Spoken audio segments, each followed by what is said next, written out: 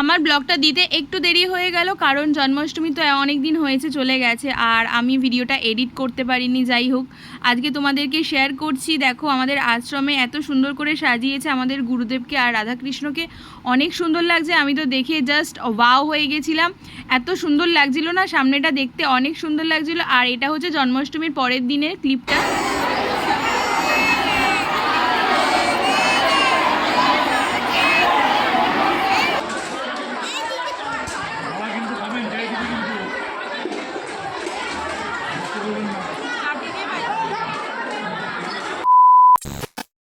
আমরা এখন যাচ্ছি হচ্ছে আশ্রমে।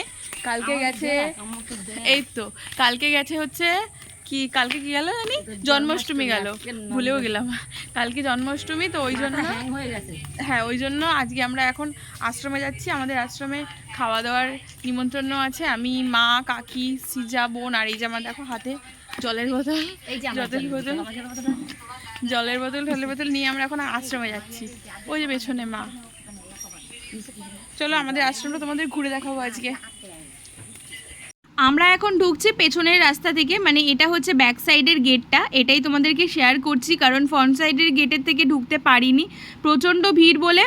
আর এই যে এটা হচ্ছে শেষের মানে পেছনের দিকের রাস্তাটা, এখান থেকেই হচ্ছে আশ্রমের ভেতরে ঢুকবো, মানে পেছনে ছোট গেটটা দিয়ে ঢুকবো। আর সামনে মা আর বোন। হ্যালো এভরিওয়ান, সবাই কেমন আছো? আশা করছি সবাই অনেক ভালো আছো।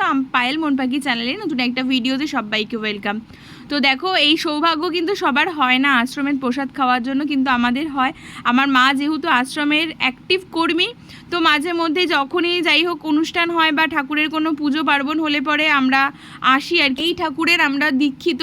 আর তোমরা দেখতে পেয়েছো আমার এর আগের একটা ব্লগে, যে এখান থেকে আমার কি আশ্রমের কিছু একটা অংশ মানে তোমাদেরকে শেয়ার করেছিলাম, তো তোমরা চাইলে সেই ভিডিওটাও দেখতে পারো।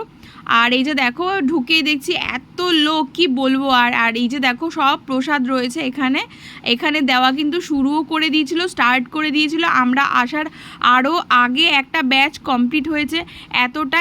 আর এই অনুষ্ঠানটা দেখছি মানে প্রত্যেক বছরই কম বেশি লোক হয়, এবছরটা দেখছি অনেক বেশি হয়েছে। আর যাই হোক, তোমরা হচ্ছে দেখতে থাকো ভিডিওটা পুরোটা, তাহলে বুঝতে পারবে। আর দেখো এত সুন্দর লাগছে আমাদের গুরুদেবের মানে এখানে মূর্তিটা বসিয়েছে, সাজিয়েছে, হেব্বি সুন্দর লাগছে, কি বলবো। আর মানে বলার কোনো ভাষা নেই, এত সুন্দর করে ফুল দিয়ে সাজিয়েছে। কিন্তু সামনে থেকে যারা দেখেছে তাদের তো বেশি ভালো লাগছে। আমি যদিও বা তোমাদের ফোনের মাধ্যমে দেখালাম, কিন্তু সামনে থেকে অপূর্ব সুন্দর লাগছিল। পাশে ছিল রাধাকৃষ্ণ, সেই রাধাকৃষ্ণকেও সাজিয়েছে। যেহেতু জন্মাষ্টমী ছিল, সেই জন্য রাধাকৃষ্ণকে রাত্রেবেলা করে ভোগ দিয়েছিল।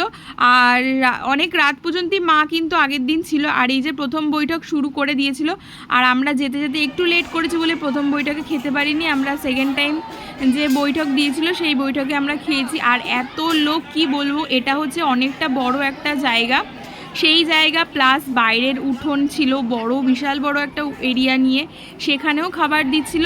তো ভিডিওটা তোমরা কন্টিনিউ দেখতে থাকো।